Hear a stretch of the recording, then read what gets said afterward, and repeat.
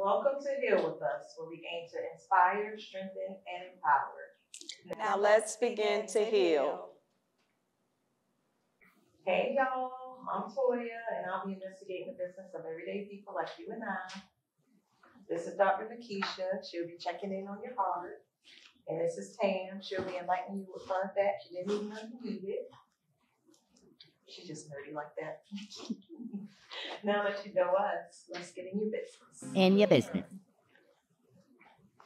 All right. So I'm going to just start right off. I asked Dr. Nikkisha, how many children did you want? Probably none.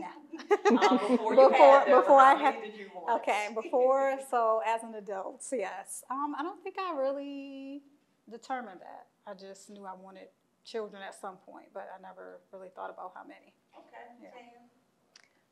I never really wanted any. I didn't want any. So I guess that's why I just had the one. Okay. Me, I just wanted as many as I could fill up in the house. Sounds familiar. Yeah. So I'm gonna get right into some pregnancy stuff. What is the one thing you wish somebody told you about pregnancy? Ooh.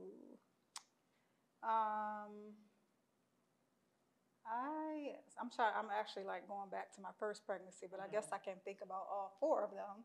I think just for me, just really best ways to take care of yourself as far as physically, the best things to eat. And, because I feel like there was kind of the information was out there, but I don't think it was as available to me, as I would have liked it to been. So yeah, I think wish I would have just eaten a lot better.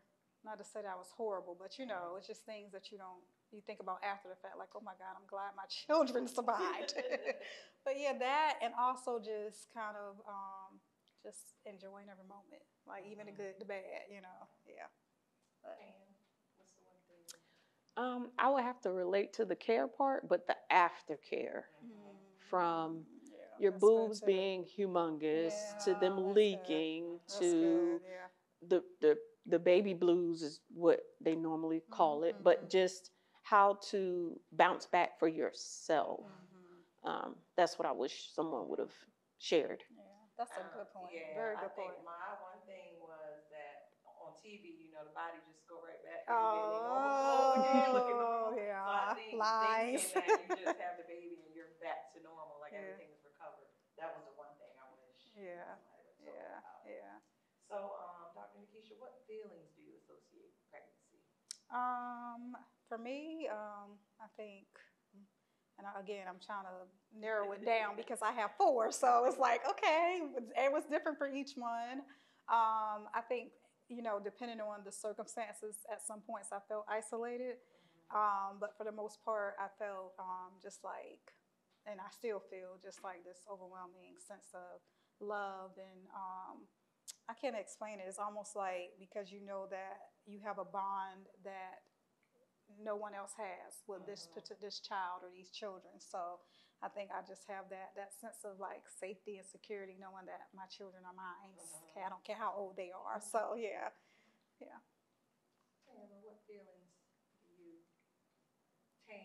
What feelings do you associate with pregnancy? The feelings I associate with pregnancy, I'm going to say that nobody else is going to want to say is, why is this little human destroying my body? Oh, God. Okay?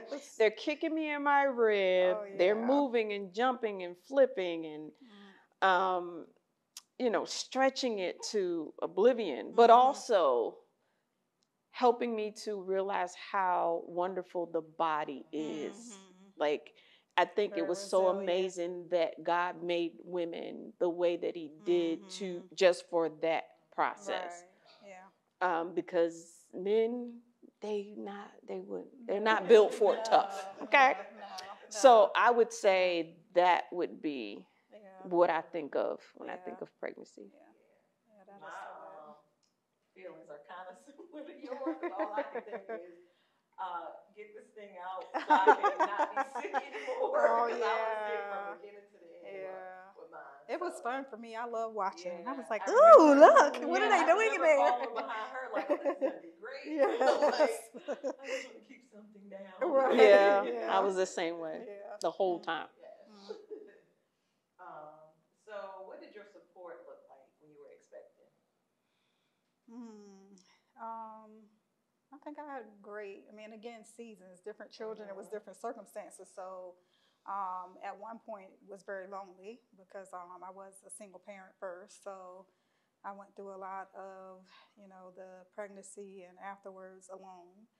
But for the others, the other two, it was, supportive, stressful still, because I mean, it's having a child, but yeah, I feel like I had a great amount of support, and especially from family. Even when I'll say I was a single parent, I was very grateful to have my sister and my mom to be there, when I needed them most. So, yeah. What did your support look like? For me, once again, I'm gonna tell the truth. It was non-existent. I was a teenager when I became pregnant. I was 18, and the actual thought of the pregnancy was not met with grandeur. So the first couple of months of it, most of my parental relationship was strained. Um, I felt isolated as well. So support, I just really didn't have it. I just kind of buckled up and said, "Here we go."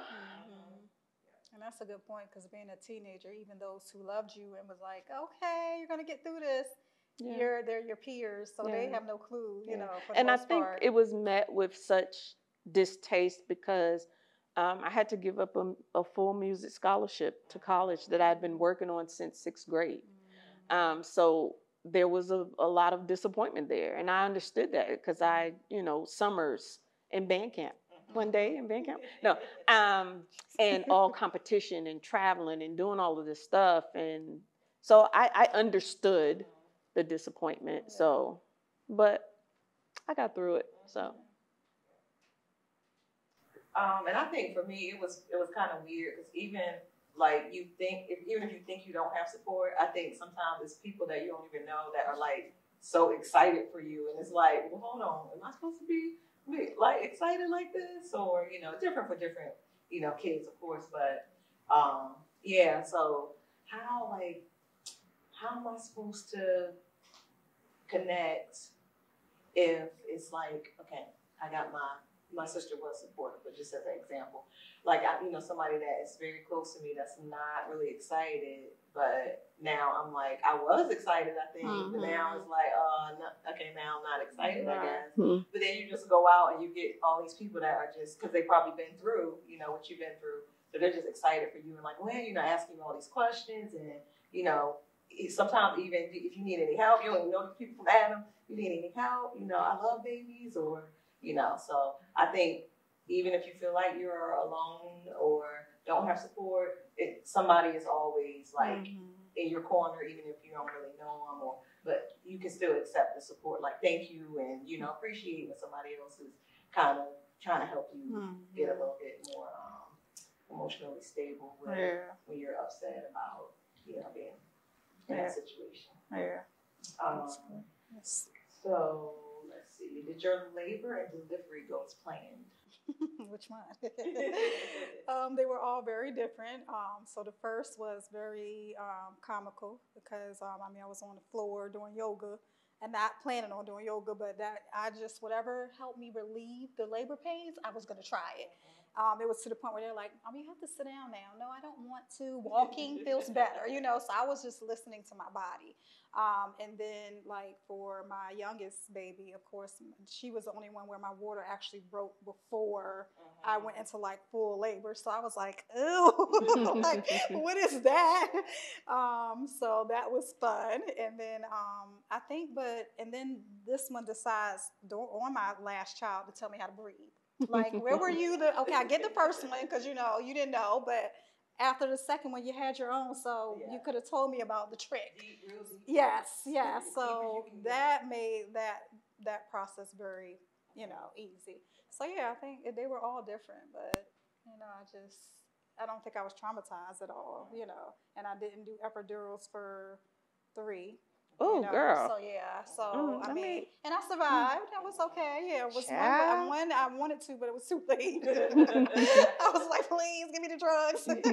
But you can't. I mean, women for centuries have been doing it without anything. So I mean, thank God we do have it. So you don't have to be superwoman if you don't want to. But I just wanted to kind of be in the moment because I did notice with the epidural, I was out of it. And the doctor even said, see, this is why I didn't want her to have it, because I didn't want to push. I was just chilling, like, okay, what y'all want me to do? What y'all want me to do now? So, yeah, but it's beautiful. I miss that experience somewhat. No, mine did not. Oh. Why does it seem like I'm the black sheep of the table? Okay. But anyway, I had planned this because I'm extra, I'm over the top, and yes, I am bougie. But I had planned this elaborate water birth. Oh, yeah, I thought about that. I was just, had it all lined up. But what happened is that I went into preterm labor at 24 weeks. That's right, yeah. So emergency C-section, all the things. So no, it did not go as planned. But we did all survive it. Yes. And it was all worth it to me. It was. Like, yes. Even though, whatever I went through was just, it didn't even matter. Like, yeah, exactly. Exactly. Yeah. Remember, tomorrow is one day closer to you becoming the person that you want to be. Just make one choice at a time. Thank you for letting me get in y'all business. In your business. Anytime. Blessings. It's Dr. Nikkisha Bell-Griffin, and you guys know what I'm going to ask you. How is your heart? So, sisters, today I kind of we're talking about, Toya kind of got in our business with the pregnancy and how we felt, and I kind of want to take it in another direction and kind of talk about midwives, but not in the sense of a natural midwife. I want to kind of talk about spiritual midwives. And I want to know who is nurturing your heart and helping you become your best self. Because we're talking about healing and we're talking about, just growing into the people, that we were created to be, and we can't do that alone. And we've talked about having a support group, but I'm talking about more than just a support group or support system. I'm talking about a midwife, somebody who is nurturing your heart and helping you to really develop into that whole human being. So I'm going to let y'all take a second. And can you think of anyone that might qualify? I'm going to say my number one person is going to be my husband. Oh, love it. Okay. So, how sweet. His home base is church, I would say. Okay. So I think that was our foundation. Okay. So that is awesome. Yeah. That is beautiful. I'm walking as one. Once again, over here to the black sheep. Not the black sheep. No one. Okay. I would say that since we've started this endeavor, it has helped. Okay. Well, that is. It has helped, but no, I don't have a person per se. Okay. All right, and that is perfectly fine for now because we know you're going to have for now because you're going to have one. Oh, I have? Yeah, you are. Okay. I'm speaking that, and we're going to make that happen. Okay, all right. But no, it should seriously. For me, I do have a person I consider a midwife. She is my apostle. She is a mentor. She's so many things. And it wasn't someone I was just kind of like, it was like I was looking for her, but not like looking for her. You know what I mean? Like I just knew what I needed and who I was aspiring to be. And God just kind of put her in my path. And things have not been the same. And I will say, just being on this journey, I've realized how crucial it is to have someone like that because we can get in our own way. As we talked about during our getting ready for this session, we can hurt ourselves, and I'm really good at doing that.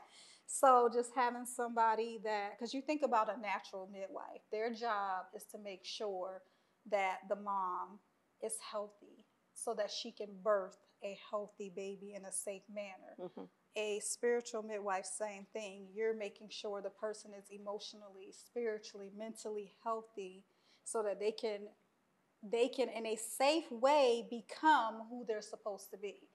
And they can learn and grow and get past all those little, what do I want to say, roadblocks and barriers without having a nervous breakdown, because it's not easy. Like when you are trying to grow and you're trying to birth something, whether that something is a new level of you or something like this podcast. This is something we birthed and it's beautiful.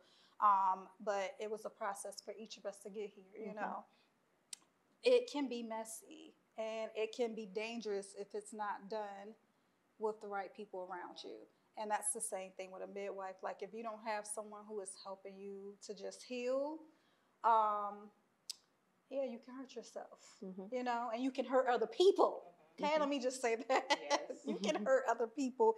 You can bleed all over other people because your pain is, whether you try to hide it or not, your pain is going to come out one way or another. So I guess what I kind of wanted to point out, and I'll just share my experiences, and then hopefully you ladies can kind of maybe think, maybe it was someone you didn't even realize, because that's something I noticed too when I look back. There are people who helped me birth stuff, and I'm like, oh, she was a midwife, or oh, he was a midwife. Like when I published my first book, the young lady, I mean, she, from beginning to the end of it, she was there. She was just helping nurture. Like, I tried so many times before and nothing would work. And all she just had the right words. She just had she knew, like, from her own expertise as well as just from personal things, exactly what I needed. So it just birthed. It came forth in that season. And that's the thing, so it had to be the right season. So you got to make sure you know your seasons, as I've said before. But I go back to say, like, we need a midwife because oftentimes they see our blind spots as well as our potential. So I need you because I feel like because of the amazing person you are, I feel like you have some people or have had some people. And again, you maybe just did not realize why they were in your space. Because sometimes we're so in the middle of something that we don't realize, oh, wow, that one thing that person said shifted me out of that moment. You know what I mean? So it could be somebody consistent, or it could be someone that is just assigned to you for a very specific moment or very specific season, you know. But I want you to think about that because we're going to have some side conversations because, yes. What was the name of your book? Oh, it is Being Confident of This. Okay, yes. And where would I find that? Oh, you can find that on Amazon. Thank you for asking, Toya. Yes, and it is a workbook, so it's very interactive. You're not just reading, and it's a quick one too. Like you can literally quick read, get through it because I know we have busy lives. So, yes. But one thing I've learned through the process of just having like a spiritual mentor / midwife is this is the balance. This person should be able to nurture your heart, but also you have to let this person, now think about being pregnant, okay? You can't just hold the contract. You can't just cross your legs and be like, stop the contractions, I ain't doing this. You have to push. So this has to be a person that you feel safe enough and connected enough with that you allow them to push you into those uncomfortable places and spaces. Which is not always easy, you know. But I will just say this. Going into a new area, I'm going to just say position in my life, I think that because I, in some ways, felt, prideful. I'm going to just say prideful because I didn't want to share some of my struggles. It's made it worse. It made the struggles for growing and just getting through some of the hurdles I was facing a lot harder. And it took for this individual to kind of just show me the best of me in a gentle way, and even my sisters, like when you ladies are like, when we're talking about the makeup and we're joking about, that's not something I do all the time, but just in the sweetest way, you're like, it's okay, that's all right. You're doing it now. I mean, something as simple as that compassion can just like turn somebody's whole day around, you know what I mean? And turn somebody's ability to just, instead of self-critique and feel like you're stuck in this place of just endless turmoil, gives you a sense of hope and Yeah. a sense of, you know what, it is okay. It just, and that to me is also the benefit. That person gives you a perspective outside of yourself, because sometimes you can't see what's right in front of you. You can't see your beautiful gifts. You can't see, some of your natural talents, some of the things we talked about your amazing gift to decorate, like, and so many other gifts, but both of y'all, just artistic all day long, and just your people skills are just amazing. Everyone doesn't have that, but you may not know that because it so flows out of you so naturally, but having somebody in your space that sees that and can help you direct it in the right way, like, no, girl, don't use your gifts over here, okay? They just gonna abuse you, and, let's try this over here, that is so important. It saves you time, money, and emotional distress, because what I've learned is I've ended up in spaces that were not birthing the right thing. I'm gonna just say that I was birthing something that should not have never been, what's the word, reproduced. Should never have just even been something that came from me, because it did not reflect who I was. It did not bring out the best of me. So, like I said, we're gonna work on that, and I suggest for all our viewers to just seek someone, and a midwife can be, believe it or not, y'all, your therapist, because they're birthing healing. They're helping you birth healing. So it may be a season where that's your midwife. So yeah, I want us to, that's our assignment. We're going to all make sure we have someone in our corner helping us nurture our heart and to grow into this healing and become the person we were meant to be. And I do want to add. Yes, I think she is the midwife. Oh yeah, I was going to say that. I was going to say that, but midwives need midwives. Yes. So yeah, but I agree. You're definitely a nurturer. You're definitely someone that sees the gifts in people and puts your finger right on it and like, okay, girl, do this. Yeah. But you have to, what do they say? Look out for your strong people. So you need to be loved and nurtured and cared for too. So yeah. If me and Toya got a double team, you were going to do that. Okay? Oh, darn. That's what's going to happen. So, yes. Yeah. All right. Well, any feedback or anything? No. I loved your analogies. Yes. Oh, well, thank you. Great. Thank you. Thank you, ladies. I want to be like you when I grow up. I cannot. Well, thank you, everyone. And stay tuned. And remember, healing is a process. So take it one day at a time. And remember to guard your heart with all diligence, for out of it flows the issues of life. Yes. Thank you. Welcome, everybody. Come on over to the Nerds Corner. Get nice and comfortable. As you can see, I got a couple of props today.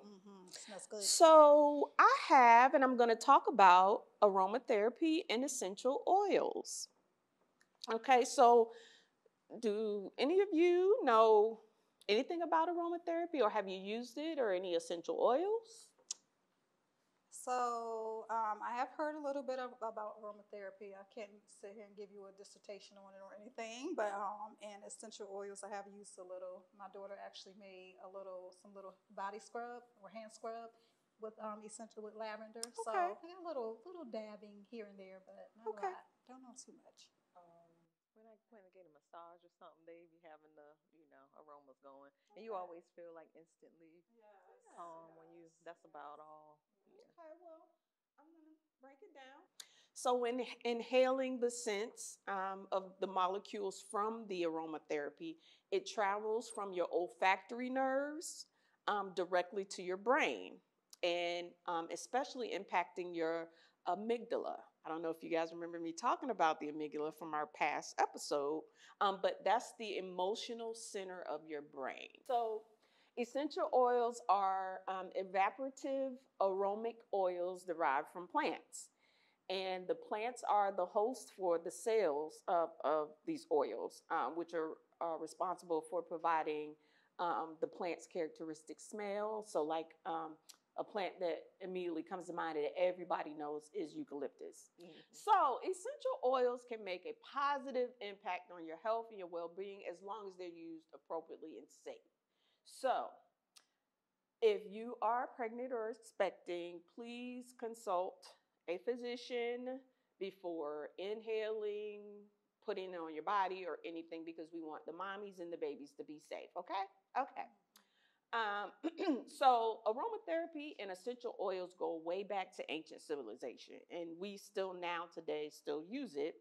And the oils are usually abstracted from trees, shrubs, herbs, grasses, roots, fruit, even fruit, and flowers. Um, let's see. So some of the uses and why they're used, majority of it is for healing and medicinal properties. Some cosmetics have essential oils in it. So essential oils can also aid in spiritual meditation and relaxation as well. Some churches, they have their blessed oil or holy oil. They use frankincense and myrrh in their oil. Was a sin. I thought it was some jewels. Bless her heart. Keep her near the hem of his garment, God. Okay, moving along. And so we still use them in the same manners today as they did in ancient civilization. So I talked about what methods you can use them, and I talked about external application, inhalation, body oil. So one thing you can do is when you're using essential oils, please, please, please do not put it directly on your skin. You need to dilute them with a carrier oil. A carrier oil is usually an oil that's derived from nuts. So those who are allergic to nuts, I would suggest that you not use any of the carrier oils, but I will give other examples if you are allergic to nuts, how you can use the essential oils. But carrier oils are like jojoba oil, almond oil, fractionated coconut oil. You may ask, what's fractionated coconut oil? So fractionated coconut oil is oil that it's fractionated down all the fatty acids that's in the coconut that makes it meaty and so thick. So normally when you see coconut oil, it's a solid. Well, they take some of extract majority of the fat out of it, which helps to keep it liquid. So that's why it's called fractionated coconut oil. And you just mix it equal parts. Well, I'm not going to say equal parts. I would say depending on how much oil you're using, kind of formulated the amount of drops that you're going to use of the essential oil. Mix it up, make sure it's mixed together thoroughly and evenly before you put it on your body. You can use it on compresses. So those who are allergic to nuts, you can take like a warm, like washcloth, and you can put it on, the washcloth with the water and really let it soak into that washcloth, and then just put it, maybe on your forehead. If it's some lavender, if you want to relax, just put it on that cloth and put it on your forehead and just coast and just chill out and feel all the vibes and the aura and think of the purple dinosaurs and pink elephants. Okay, moving along. And also lotions. So, the lotions that you buy from the store, you can drop a couple of essential oils in those lotions to help use the essential oils for aromatherapy as well. That's a good idea. You had a question? So, yes, I was going to ask, so baby oil, can you use that as a carrier? Baby oil, for like the body I would scrubs? say, well, I personally don't use baby oil because it's made with petroleum, which is nasty. And so I'm hoping and praying that all the viewers and the listeners are not using that stuff, synthetic stuff on your babies or yourself. Good to know. Okay. Just saying. Yeah. So I would say no for myself, but baby oil has a synthetic scent in it that makes it smell like baby oil. Oh, got you. So Makes sense. using an essential oil in something that already has a synthetic fragrance in it, no. Okay. Yeah. No. Makes sense. Okay, so I talked about inhalation, another method the way you can use essential oils. And these are my examples that I have here today.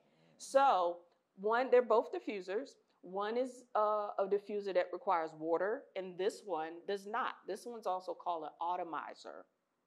This one you get more of the pure oil because you don't insert or put water in it to diffuse the oils. You just put the oil directly in there and you're getting the actual 100% of the oil.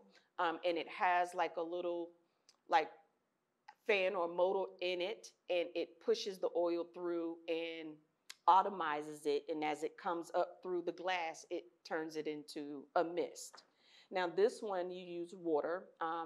I typically like to use distilled water, so I just keep a jug in the house. Fill it up. There's a line in there to let you know how much water to put in there. And then depending on the size of the room or how much of the smell you want, I would say maybe 2 to 3 drops. If you would like more, you could put more in there, but you don't want to overfill it with the oil, because it's a little thing in the middle, like a jet. You don't want to clog that up with the oil, because, you know, oil and water doesn't mix. The only thing that's going to happen is that the oil will eventually evaporate out of that mist, but the oil will get trapped down in that jet. So you don't want to use too much of the oil. That one also, it has a light on it, and it changes different colors, or you can set it. It also has a timer, a 2-hour and I think a 4-hour timer. And then there's a button where you could just keep it on continuously. So this one costs a little bit more. I got this one from Amazon, of course, my favorite place to shop. But I just like this one because you get more and you don't have to deal with the water. And that one, you have to really make sure you keep clean, because you risk the chance of mold with anything that has water. So you just have to make sure that you keep that clean on a regular. This one, you can find these anywhere from Rite Aid, CVS, Walmart, but it depends on the quality of the make of that diffuser that determines how well you would get the benefits of your essential oils that you're using. If you're new to aromatherapy, start out with the cheap one, because those who are maybe asthmatic or have breathing problems, essential oils may be an issue for them, but also it may help them. But it just depends on how you set it up in the room, how far you have it from yourself. But the main essential oil that everybody knows is lavender. It's very relaxing. It's calming. I used to put one of these in my son's room to help him go to sleep. I would put lavender in there, and it just really relaxed him, make him, you know, just kind of calm down, wind down in the end of the night. And also eucalyptus in there for him as well, to open up those airways and help him breathe a little better. So this one right here is the baby Jesus oils in it, or is it that one? Yes, that one right now. What I have diffusing is frankincense and chamomile in that one. Okay. This one I have, and this one I think I have the chamomile and ginger and eucalyptus. I have in here. So do you typically mix them different oils together? Yeah, you can mix different oils to make your own scent. Okay. Believe it or not, a lot of these perfumes that you see now, a lot of the base notes in those are essential oils or some type of oil. But of course, they add other stuff to it to make it what it is. But there are about 300 essential oils easily available. The brand that I like to use, it's called Nikkisha, and they have a website. Also, you can get this out of the vitamin shop. I don't think, some drugstores may sell it. I'm trying to think of where else. I know Walmart doesn't have it. Target, I think, has a little section, but they're a very reputable brand. They're 100% pure, like, you know, so I'm going to get into how to tell when you're shopping for essential oils, if it's a reputable brand, if it's 100%, because as anything that's sold, a lot, you get those retailers or regulators that'll go in, and because it's popular, they're going to try to make it look like it's essential and natural, and it's really not, and add up all these different fillers and stuff in it that makes it not good. But I have a fun fact for you. Did you know the original recipe for Coca-Cola, which was invented back in 1886, included essential oils of orange, lemon, nutmeg, cinnamon, coriander, and neroli?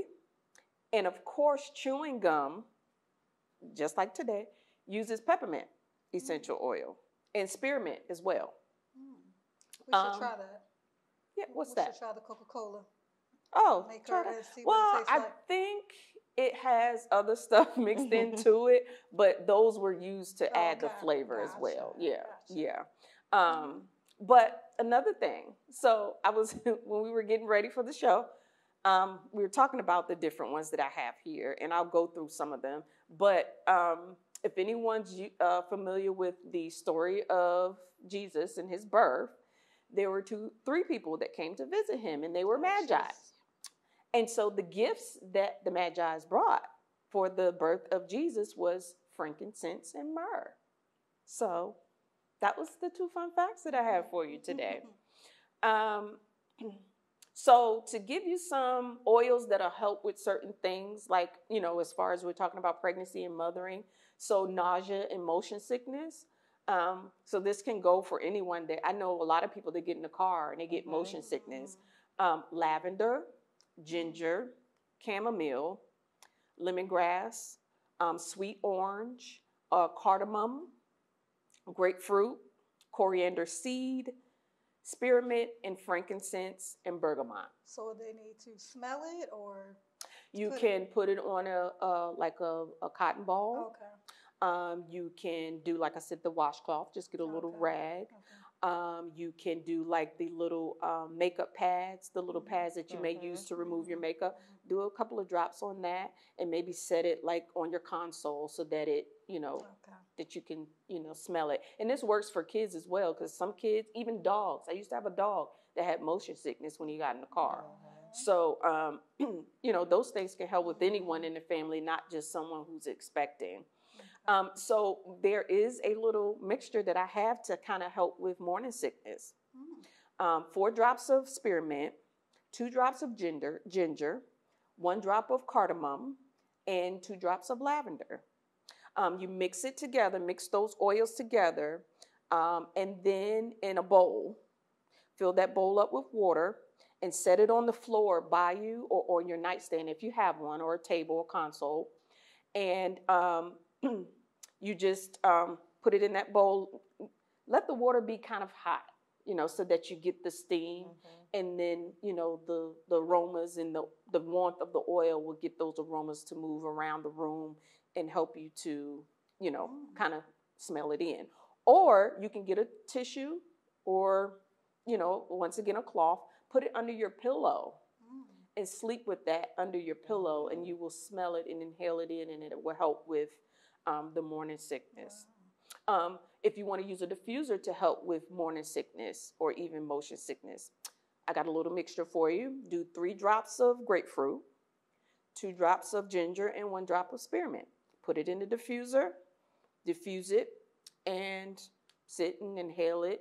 Try to kind of be calm and see if it works for you. I do have some oils and stuff that will help with postpartum and postnatal things for mothers to inhale as well. And some of those oils, you talked about midwives. They heavily used essential oils to help with the birth of the baby. And some of those oils they used for delivery was geranium, which is a flower. And I said that some of the oils are extracted from flowers. Jasmine, lemon, mandarin, lavender, frankincense, grapefruit, and clary sage. I really want to talk about clary sage. It has been a godsend for me for menopause. It has helped tremendously with the hot flashes, the mood swings, the fog, the brain fog. Clary sage is wonderful. I would mix it with some jojoba oil, and I would dab it right behind my ears, or I would put it on my wrist. I actually went into a health food store and got one of the roller ball, the little tubes with the rollers on it, and put it in that tube and just used it whenever. Every couple of hours, I would just apply it, kept it in my purse or my pocket, and just roll it, and, you know, and it really helped. That's a natural way to kind of combat those issues with menopause, the hot flashes and stuff. How do you spell that? What's that? Clary sage. Yes. It's C as in Charlie, C as in Charlie, Lary, sage. Okay. Clary sage. Clary sage. So I talked about how to find whether or not you're getting good quality essential oils. You want to look at the label. Okay, the label should have its Latin name on the label as well, as far as what the essential oils derive from. Okay, and it should have other ingredients added to it if something else was in that. Because I have one here that's called Chill Pill, but it's mixed. It's a mixture of 3 different essential oils, and it tells you on the label what it is. Okay. So that's one of the ways that I know that it is a good quality. Evaluate the company. Look up the company. See what their history is. Are they well known? Are they reputable? What is their history? How long have they been in business? Mm-hmm. Also, your essential oils should come in this dark colored glass amber bottle. Usually you'll see it in this amber color or a blue. And I don't have one of the blue ones, but it'll be in a blue bottle. It needs to come in that because that helps preserve the oils. It's very highly concentrated. So if it was in a plastic, it would literally eat through plastic. Oh, wow. So if you're using these essential oils, please be careful with your valuable furniture, woods, because it will eat it up. That's how potent these are. So that's why please do not put this directly on your skin. You also want to know another way of seeing whether or not it's quality. It should not have any fragrant oil in it whatsoever. It should be you want 100% no fillers. There are some, I've seen some janky essential oils that said, oh, with the, what did it say? With a scent of baby powder. I'm like, what? Right. That is not an essential oil or natural fragrance. Right. Also, disclaimer, essential oils can be kind of pricey, and the type of oil can vary as well. So I talked about frankincense and myrrh, right? And those are my 2 examples. So these are usually 0.5 ounces, okay? So a 0.5 ounce bottle of myrrh can run you $28. Now hold your brakes before you say, oh my God, that's so expensive. Oh my God, you only get a little bit. They're so potent that you only need 1 to 2 drops. So you're not going to go through this bottle in 2 or 3 months. Right. A size of bottle of frankincense for this would be $25, around $25. So just kind of keep that in mind. Also, what determines the price is how accessible the flour or whatever type of oil that you're getting. So if it's something that has to be imported, it's going to cost a little bit more. We don't just have myrrh and frankincense around in America, like talking about, unless it's a farmer or someone who grows it to actually just do essential oil farming. Okay. Shelf life. So they should be 100%. If they are 100%, they never go bad. However, some oils can go rancid if exposed to heat and light. So you want to keep this at a well-temperatured room in low light. You don't want to have it in a direct light or like sitting on your windowsill right in the direct sun. You don't want, because it'll go rancid. Okay. So most essential oils will last 2 to 5 years if stored correctly, and some of them 6 to 8 years. Wow. Some may say, well, what's the difference? It depends on the type of essential oil it is, as to why one would last longer than the other. So what else did I want to talk about? So I have some oils here that I got from the vitamin shop, and some of them I got from health food store. Some I have here is geranium, which is a flower. I have eucalyptus, which everybody knows. Chamomile, lavender, which I don't have. I don't know. Maybe it fell out my bag. I don't know. I have my clary sage here. I talked about that earlier. Jasmine. I have ginger. A lot of people don't know that comes in essential oil as well. I want to talk about tea tree oil. Everybody has heard of tea tree oil. I use this in so many different ways. Just this morning, I kind of did a little spot cleaning at home, and I make my own my carpet freshener. And what I use is baking soda, and I put a couple of drops of tea tree. It's disinfectant. It has disinfectant properties, antiseptic properties, which I wouldn't dare put on my skin. But tea tree is good for cleaning, disinfecting. So it does have a very powerful smell. So just to kind of warn you. I know people use it on their hair. Tea tree, Yeah.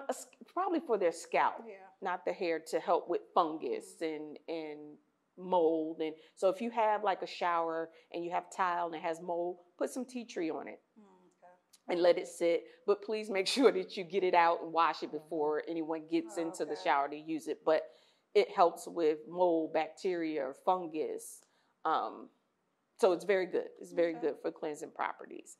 So that's my little bit about aromatherapy. Well, that was good. I love so, it. you know, great things, as usual. get a diffuser and put it in your workspace or near you to kind of help with it, whatever mood you are dealing with. Yeah. And if you need some suggestions on what type of oil to use for what, just shout out, let me know. Okay. I have a big, huge encyclopedia. Well, thank you. Love it. Great things from the nerd.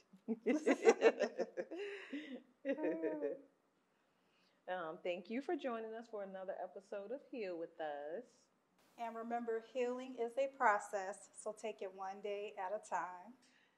You can reach us across all social media platforms, Facebook, Instagram, and also we upload a podcast as well on Apple Podcasts and SoundCloud. Email us any suggestions, any questions, anything that you would like to know about or us to discuss on the show. Our email is healwithus3@gmail.com. Heal with us. Heal with us.